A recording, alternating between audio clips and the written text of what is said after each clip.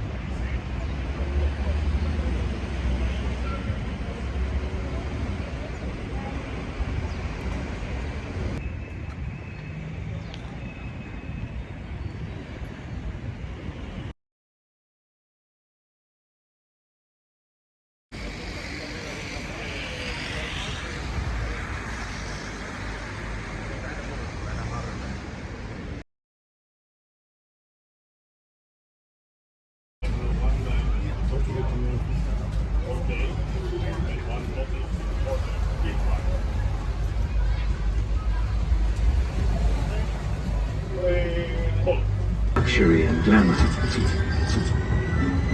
But it also has remained an active provincial town with its historic centre, its picturesque streets and medieval district. On our little train, you'll discover both these aspects of the city of Cannes, and we hope you enjoy your visit.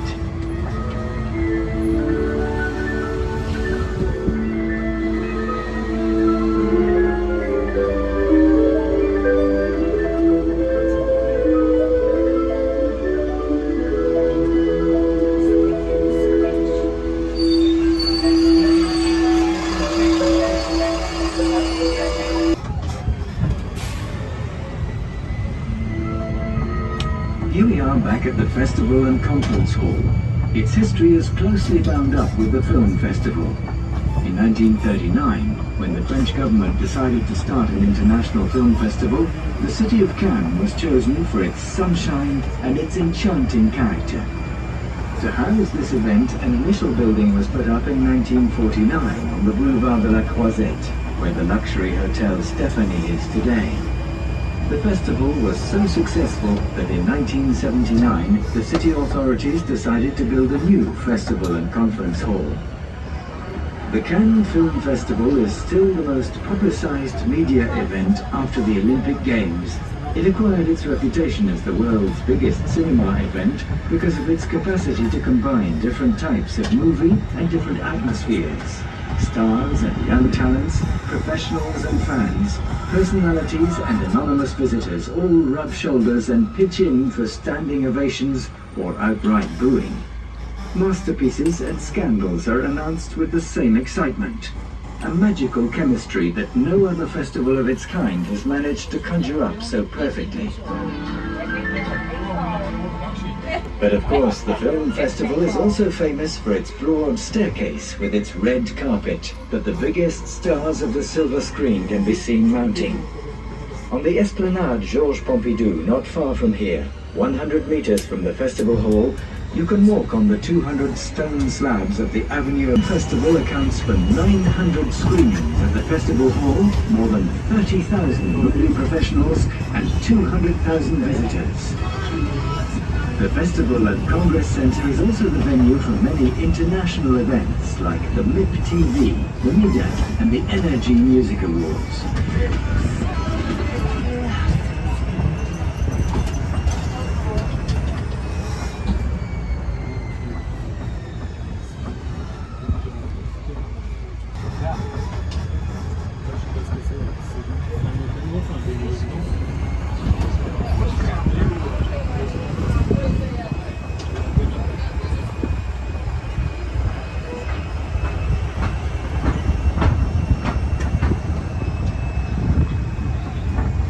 Left of the Grand Hotel, one of the most prestigious early luxury hotels of the early 20th century, where the princely families of Europe used to gather.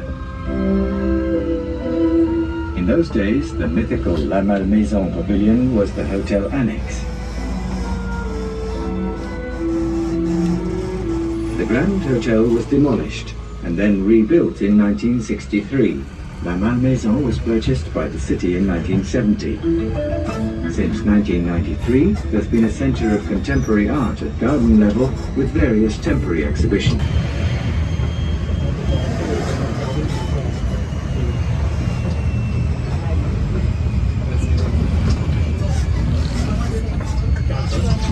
On your left, an emblematic monumental facade proudly dominating the Croisette. This is the legendary Carlton. After a century of tradition and history, the Carlton Hotel continues to fascinate the world with its historic facade built in 1911 by Henri Roux. The architecture of this building is characteristic of the Belle Époque. Look at the two little domes at the top of the facade. Legend has it that they symbolize the breasts of the whole a courtesan that the artist was in love with. Ideally located on the Croisette, the hotel has one of the finest panoramic views over the Bay of Cannes.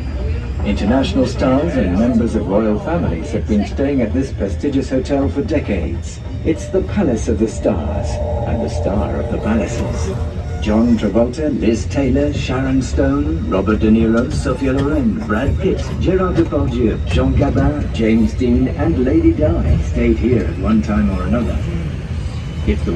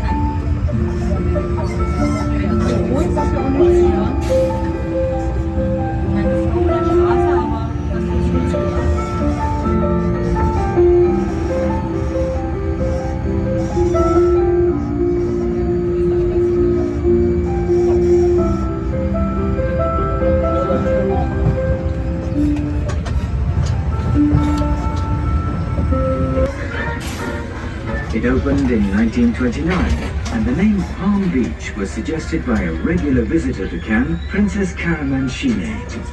From the 1930s, the Palm Beach acquired a tremendous international reputation, attracting large numbers of Americans especially. In 1935, the Palm Beach nightclub, The Paradise, was patronized by many celebrities like Douglas Fairbanks, the Prince of Wales, or Marlene Dietrich. Other artists like the actor and singer Yves Montand soon followed suit and joined the many local enthusiasts who played this typically Provençal game. Une partie de pétanque, ça c'est plaisir. La boule part et se flanque, comme ma voisine, depuis la vie des...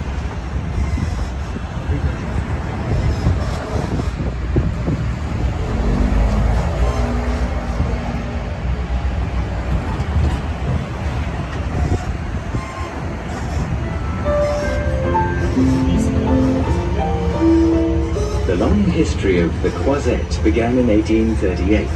While the port was being built, the path along the shore was developed into a promenade. At that time, it was called Chemin de la Petite Croix, Little Cross Way, because there was a cross at the point of the Bay of Cannes. It was only later that it was given the name Croisette and became one of the most famous avenues in the world. It follows the curve of the Bay of Cannes.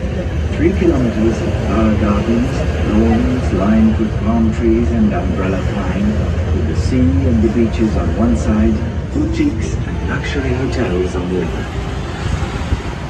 When night falls, it's a brightly lit promenade, a carpet of light, from which you'll be able to see the Festival of Pyrotechnical Art, an annual international competition held here in the summer.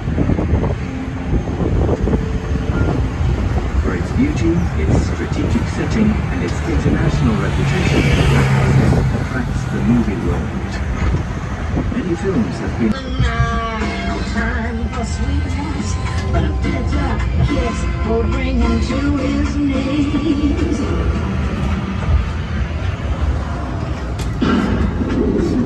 See him move with smoke and mirrors. Hear his friends.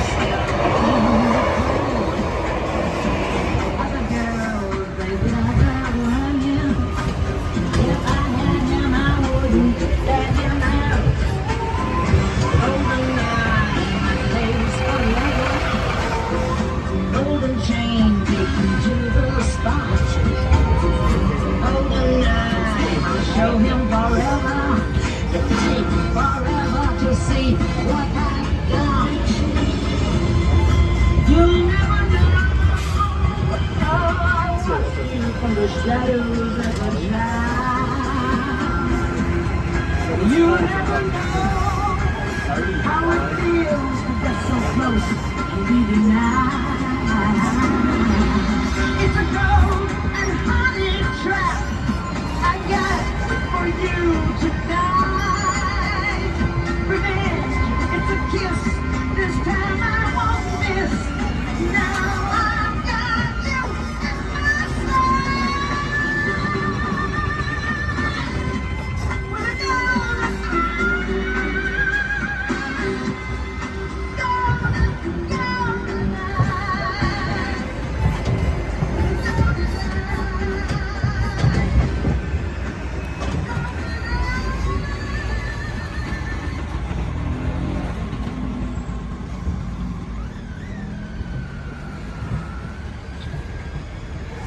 On your right is the Hotel Martinez.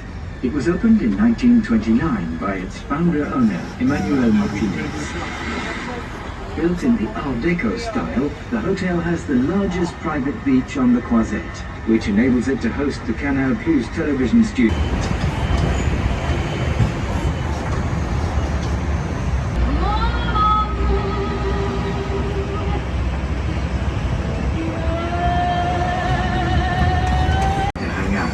And all around it, there are little side streets and city centre shopping malls bristling with prestige names and brands.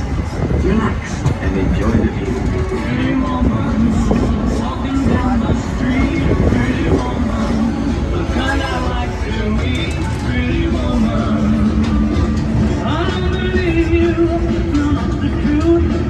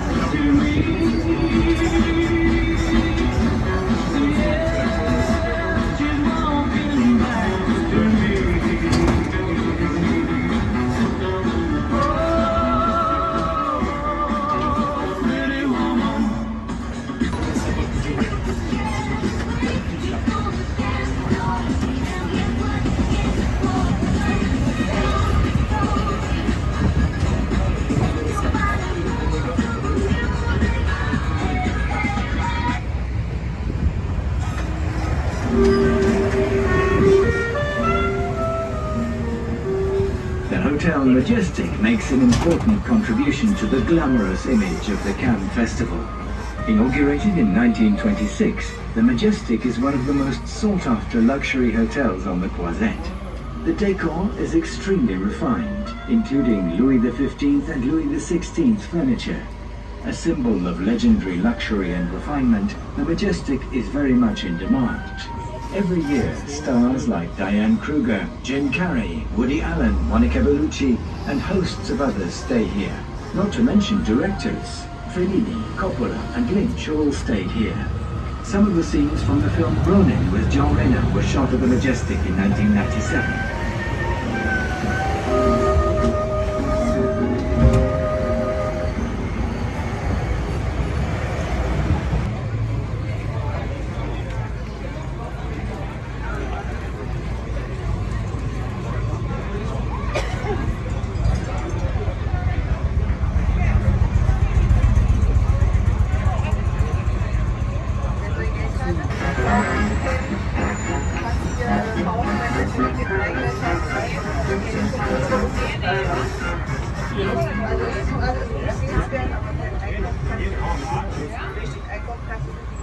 Sculpted decor. Originally, much of the building was taken up by the Natural History Museum, but now it houses the city's administration. Growers and fishermen bring their local produce here to sell. Olive oil, Provençal herbs, honey, lavender, flowers. Come here in the morning and enjoy all the delicious smells of Provence. Once a week on Monday afternoon, the Faubourg market is given over to second-hand goods merchants and antique dealers.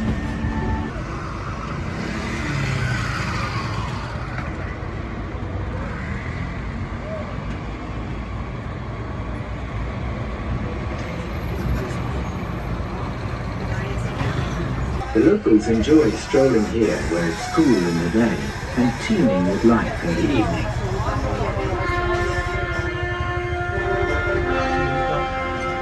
We'll soon be coming to the La Castre Museum. In medieval times, a castle was built to keep out pirates, and that monument was turned into a museum, the La Castre Museum, where there's a collection of archaeological and ethnographical exhibits coming from all 5 continents.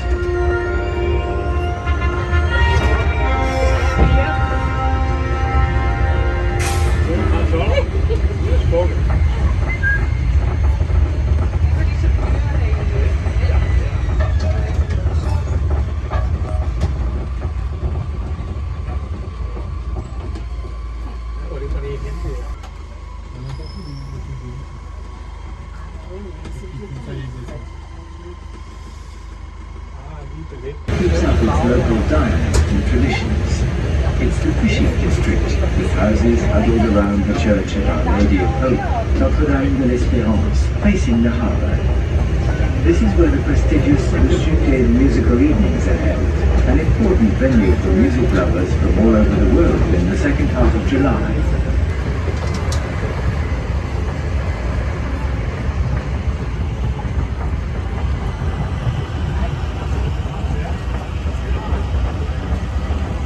Top of Le Suquet, a magical panorama awaits you.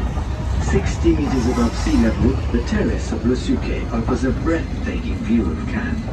The whole city is laid out at your feet, with the Bay of Cannes and the Lérins Islands in the background. Just a short climb, 22 meters further up, you come to the former observatory. The panorama from there is quite unique. To the north, the mountains of Glace, where perfumes are made, and beyond, the foothills of the Alps. To the southwest, Mandelieu-la-Napoule, Théoule-sur-Mer, and the Esterel Massif. Finally, to the southeast, the avenues, the harbour, the Croisette, then Golfe Juan, the Nérins Islands, and the Mediterranean Sea.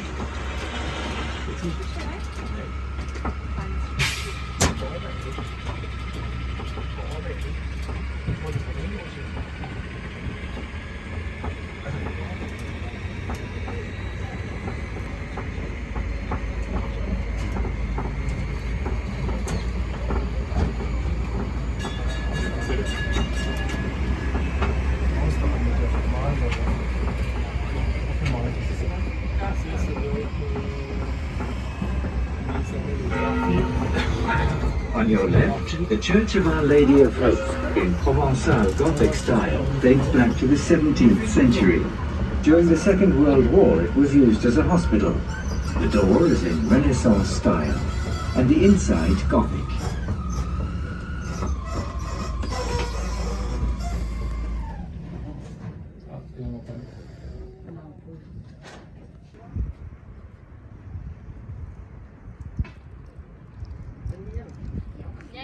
Có bây giờ chị được men rồi anh Hiên.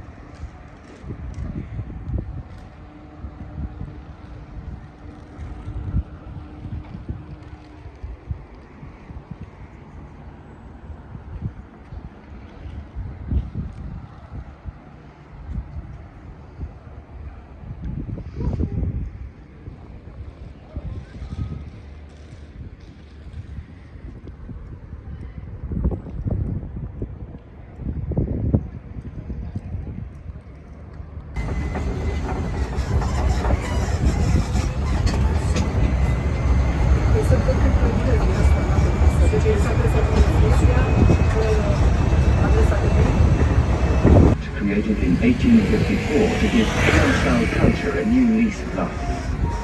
That French writer, born in Mayenne in the Bouches-du-Rhône area, was awarded the Nobel Prize for Literature in 1904.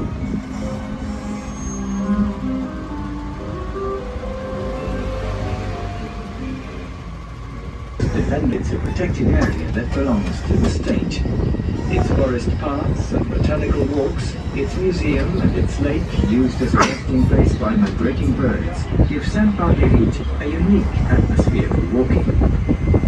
It's a real haven of peace, where many holidaymakers enjoy swimming and hiking in totally protected natural surroundings.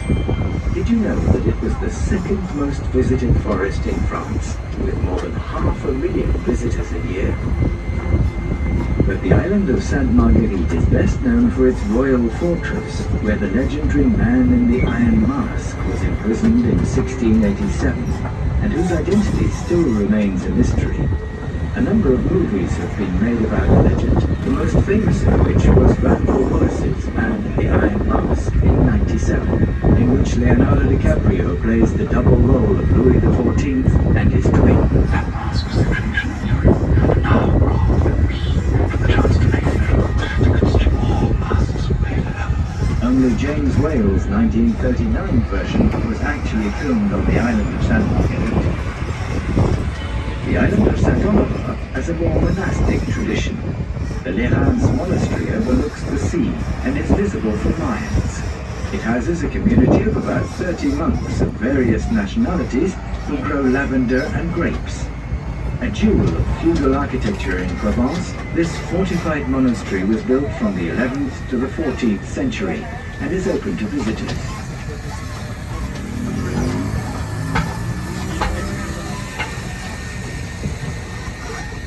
We're now going along the Quai Saint-Pierre, laid out in 1838. Its total length is 280 meters. All along the quay you can admire the boats and the old port, fishing boats and pleasure boats and all sorts of colourful small craft, the harbour with its strand, fishermen busy with their nets, and the Albert-Edouard jetty where the finest yachts in the world tie up. The movie world is everywhere in Cannes. The galleon Neptune from Roman Polanski's film Pirates stopped off in the port of Cannes in 1986 to promote the film during the festival. It stayed there for several years, enabling fans to visit it. It now lies in the port of Genoa in Italy, where it has become a tourist attraction.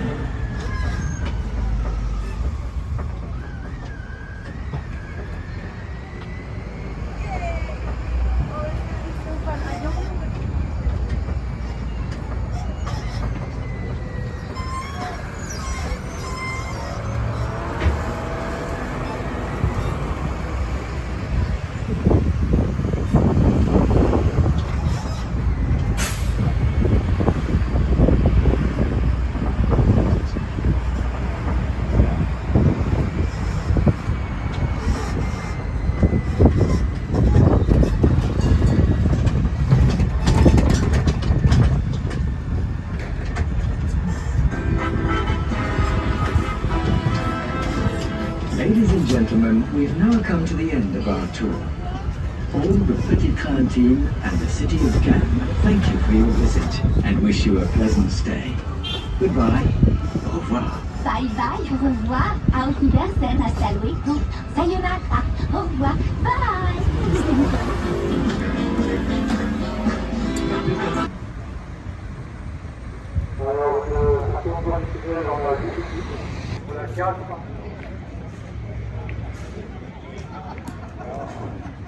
Conduit Martin. Et la 6.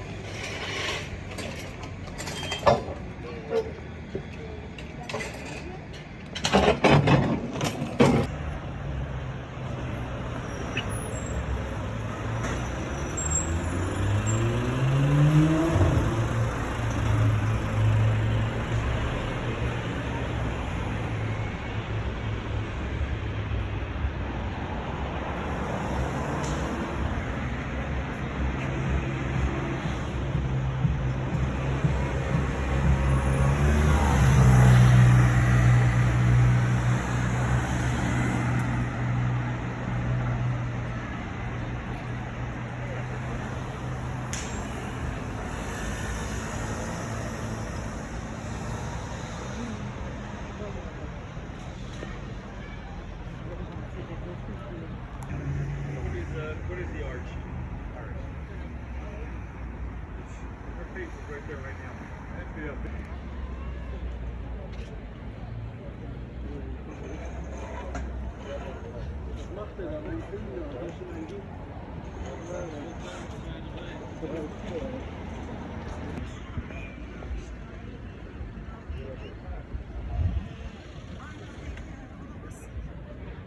Olmaz yani. Olamazsın, anladın mı? O başka bir şey olacak.